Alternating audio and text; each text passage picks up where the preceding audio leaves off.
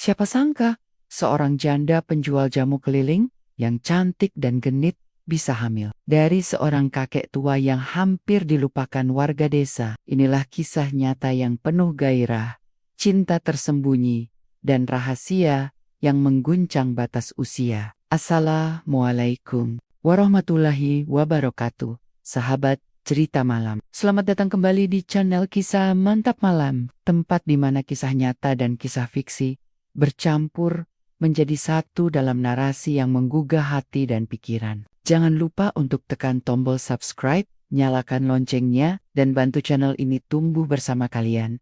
Malam ini, saya akan bawa kalian ke sebuah desa kecil bernama Kedung Rejo, tempat di mana seorang janda penjual jamu hidup dengan senyum manis dan rayuan menggoda, hingga takdir mempertemukannya dengan seorang kakek duda kaya yang selama ini hanya hidup dalam sepi. Namun, siapa sangka, malam hujan yang mereka lewati bersama ternyata berbuntut panjang. Namanya Raras. Usia 41 tahun, janda satu anak yang sejak ditinggal mati suaminya, memilih berjualan jamu keliling. Ia bukan janda biasa, wajahnya bersih, matanya tajam seperti sedang menggoda, dan tubuhnya ramping tapi padat berisi. Setiap pagi, dengan kebaya ketat dan selendang warna merah mencolok, ia mendorong gerobak kecil berisi botol-botol jamu tradisional, beras kencur, kunir asam, hingga jamu kuat lelaki yang paling sering dipesan. Para lelaki di desa Kedung Rejo menyebutnya jamu gairah. Bukan hanya karena khasiat racikannya, tapi karena senyum manis dan rayuan nakalnya. Raras pandai merangkai kata-kata. Ayai tahu kapan harus menggoda, kapan harus menatap dalam, dan kapan mengelus pundak lelaki yang sedang suntuk. Dari buruh tani sampai perangkat desa, semuanya pernah merasakan kelembutan, servis tambahan dari Raras. Meski tak pernah ada bukti jelas bahwa ia menjual lebih dari sekadar jamu. Satu hari, saat hujan turun gerimis dan desa mulai sepi, Raras singgah ke rumah Mbah Sastro, kakek pensiunan mandor kebun yang kaya raya karena punya banyak tanah warisan. Umurnya 73. Tapi tubuhnya masih tegap dan wajahnya bersih. Ia dikenal sebagai duda yang dingin dan tertutup, tak pernah tertarik pada wanita hingga hari itu. Raras, kamu bawa jamu kuat lagi? Suara serak Mbah Sastro membuka gerbang cerita. Ada, Mbah, tapi kalau jamunya diminum sama yang salah, nanti jantungnya deg-degan loh, goda Raras sambil menaruh botol di atas meja kayu jati. Mbah Sastro menatapnya lekat, lalu tersenyum untuk pertama kalinya dalam 10 tahun terakhir. Itulah awal dari pertemuan yang tak hanya menegangkan, tapi mengubah hidup mereka berdua selamanya. Langit desa Kedung Rejo masih menggantungkan awan kelabu ketika Raras duduk di bel-bel bambu rumah Mbah Sastro. Tangannya lincah menuang jamu dari botol besar ke gelas kecil berbahan tanah liat, tapi sorot matanya tak lepas dari wajah kakek tua yang kini terlihat berbeda, tidak lagi dingin seperti kabar kebar yang beredar, tapi hangat dan haus akan perhatian. Jamu ini bukan sembarang jamu, Mbah, ucap Raras sambil mengaduk perlahan. Suaranya rendah, nyaris berbisik. Katanya, bisa bikin yang tua jadi muda lagi. Mbah Sastro terkekeh. Sebuah suara yang jarang terdengar keluar dari mulutnya. Kamu ini ya, bisa saja bikin orang tua berdosa. Kalau dosa itu bikin bahagia, apa salahnya dicoba? Balas Raras sambil menyorongkan gelas ke tangan kasar Mbah Sastro. Sang kakek menerimanya, menyesap pelan, dan mendesah panjang. Bukan karena pahit jamunya, tapi karena sesuatu dalam dada tuanya terasa menyala. Sudah lama ia hidup sendiri, hanya Bertman, dengan tikar dan radio tua. Kini, seorang perempuan dengan aroma cengkeh dan jahe duduk hanya sejengkal darinya. Tertawa genit dan tak menghindar ketika lutut mereka bersentuhan. Aku sering dengar cerita tentang kamu, Raras. Katanya kamu senang membuat lelaki lupa diri. Raras tersenyum miring, matanya menyipit manja. Kata orang, aku janda nakal, tapi kadang lelaki juga butuh dinakali, supaya hidupnya gak hambar. Mbah Sastro terdiam, menatap perempuan itu seperti menatap kehidupan yang tak pernah ia bayangkan akan kembali. Dan entah karena jamu itu atau karena Raras sendiri, tangannya bergerak, menyentuh lembut punggung tangan Raras yang halus dan hangat. Tak ada penolakan. Dalam hujan yang mulai deras, suasana berubah. Raras tidak berdiri, tidak buru-buru pergi seperti biasa. Ia hanya membetulkan selendangnya yang melorot sambil memandang Mbah Sastro tanpa takut, tanpa malu. Hujan menciptakan ruang di mana hanya ada mereka berdua. Dan hasrat yang tak lagi bisa dipendam. Mbah, bisik Raras, kali ini lebih lembut. Kalau Mbah kesepian, aku bisa temani. Tapi bukan cuma jamu yang harus Mbah minum. Harus juga berani membuka hati.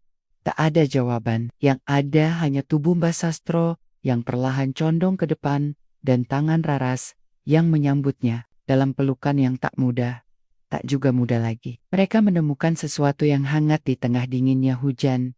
Setelah hujan reda, suasana rumah Mbah Sastro berubah. Aroma kayu basah dan jamu rempah menyatu dengan ketegangan yang menggantung. Di udara, tak ada lagi sekat malu antara mereka. Pelukan hangat di ruang depan tadi adalah awal dari sesuatu yang lebih dalam, lebih mengguncang hati dan tubuh keduanya. Raras menatap kamar tua di ujung lorong rumah. Pintunya setengah terbuka. Itu kamar Mbah, tanyanya pelan. Jari-jarinya masih bermain di lengan Mbah Sastro. Iya, sejak istriku meninggal, belum pernah ada yang masuk ke situ lagi. Raras mengangguk pelan. Kalau begitu, biar aku yang masuk pertama kali. Mungkin kamarnya sudah kedinginan terlalu lama. Mbah Sastro terpaku. Di depan matanya, janda cantik itu melangkah ke dalam kamar, seperti angin halus, membawa aroma bunga dan gairah. Langkahnya pelan, tapi pasti. Gaun panjang yang basah menempel erat di tubuhnya, memperjelas setiap lekuk tubuh kulit putih yang kencang itu.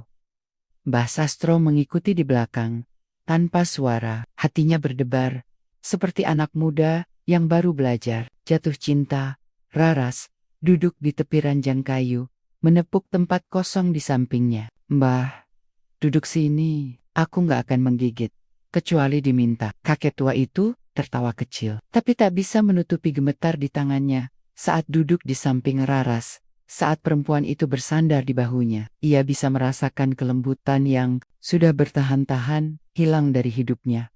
Raras, ucapnya pelan. Kamu tahu ini bisa jadi kesalahan. Buatku, kesepian lebih salah dari mencintai orang yang tak biasa. Jawab Raras, jujur. Mbah butuh kehangatan. Aku juga. Apa bedanya usia kalau kita sama-sama sendiri dan pingin? Tak butuh waktu lama. Tangan-tangan itu saling meraba-raba. Tubuh, bibir yang tua dan bibir yang ranum menyatu dalam kamar tua itu dan menikmati berciuman. Saling bantu melepas baju yang sudah basah dari air hujan itu. Tak ada kata cinta, tapi yang ada justru ketulusan dalam sentuhan. Tubuh Mbah Sastro, meski renta, ternyata masih menyimpan gairah yang belum padam. Dan Raras, janda yang selama ini hanya dikenal sebagai penggoda, kini berserah bukan karena nafsu semata, tapi karena ia merindukan kasih sayang hasrat yang tak menghakimi. Malam itu, kamar tua itu menjadi saksi bisu. Di atas ranjang yang tua berderit pelan, dua tubuh saling berhadapan menyelimuti dengan gantian, atas bawah, dan berbagai gaya. Peluk keringat membara, rintihan nikmat yang lama mereka alami, dan desahan penuh nikmat bercampur dengan suara jangkrik. Di luar jendela, mereka bukan pasangan ideal. Tapi malam itu, mereka benar-benar bersatu dalam berhubungan badan yang gak bisa mereka hindari. Dan setelah itu mereka melepas lelah dan tidur dalam satu pelukan dengan sehelai kain tua menyelimuti mereka berdua sampai matahari terbit. 2 bulan telah berlalu sejak malam hujan itu. Desa Kedungrejo perlahan kembali ke ritme hariannya yang tenang. Namun tidak untuk Raras. Perutnya mulai membesar, pagi-pagi ia sering mual, dan payudaranya mulai terasa nyeri. Ia tahu tubuhnya sedang menyimpan rahasia. Sebuah rahasia yang bisa mengguncang reputasinya sebagai janda nakal penjual jamu keliling. Raras, kamu kelihatan pucat, tanya Bu Suminah, tetangga dekat yang terkenal cerewet. Masih jualan tiap hari? Raras hanya tersenyum. Masih Bu, tapi mungkin capek saja, lagi gak enak badan. Tapi gosip mulai menyebar. Apalagi ketika Raras tak lagi menyusuri jalan desa seperti biasanya. Orang-orang bertanya, Ada apa dengan janda jamu itu? Beberapa bilang, ia kecantol pemuda kota. Yang lain menduga ia terkena penyakit. Namun tak ada yang tahu bahwa benih dalam perutnya berasal dari lelaki yang tak pernah disangka siapapun. Mbah Sastro, di sisi lain, merasa waktu berhenti. Sejak malam itu, ia sering termenung di serambi rumah. Ia tahu Raras tak pernah datang lagi, dan itu membuat dadanya sesak. Saat mendengar kabar kehamilan Raras dari tetangga, tubuhnya gemetar, tapi bukan karena malu, melainkan karena tanggung jawab yang tiba-tiba menyala dalam dirinya. Malam itu, Mbah Sastro mengetuk pintu rumah kontrakan kecil milik Raras. Perempuan itu membukanya dengan hati-hati, tapi matanya tak bisa menyembunyikan rasa kaget dan gugup. "Mbah, aku mau ngomong," ucap Mbah Sastro dengan suara berat. "Aku dengar kabar kamu." Raras menunduk. "Maaf Mbah, aku nggak minta apa-apa, ini salahku. Aku nggak minta Mbah bertanggung jawab." Mbah Sastro melangkah pelan, lalu duduk di kursi tua dekat jendela. "Bukan soal tanggung jawab, tapi soal hati. Aku tua Raras, tapi malam itu aku bukan cuma nyerahin tubuhku, aku juga jatuh cinta padamu." Air mata Raras menetes. Ini bukan reaksi yang ia harapkan. Ia pikir, seperti lelaki kebanyakan, Mbah Sastro akan lari, tapi justru kakek tua itu memegang tangannya, menatapnya dalam-dalam, dan berkata, "Kalau anak itu lahir, biar dia bawa namaku." Kabar itu pun menyebar seperti angin badai. Warga desa heboh, ada yang mencibir, ada yang sinis, tapi sebagian besar diam, karena di balik gosip itu, mereka tahu, kisah Mbah Sastro dan Raras bukan sekadar nafsu. Itu adalah kisah dua kesepian yang saling menyelamatkan. Beberapa bulan kemudian, tangis bayi laki-laki pecah di rumah kecil milik Raras. Mbah Sastro duduk di samping ranjang, menggenggam tangan perempuan yang kini ia anggap sebagai pasangan sejatinya. Bukan istri resmi, bukan pula istri muda, tapi satu-satunya yang mengisi sisa hidupnya dengan kehangatan sejati.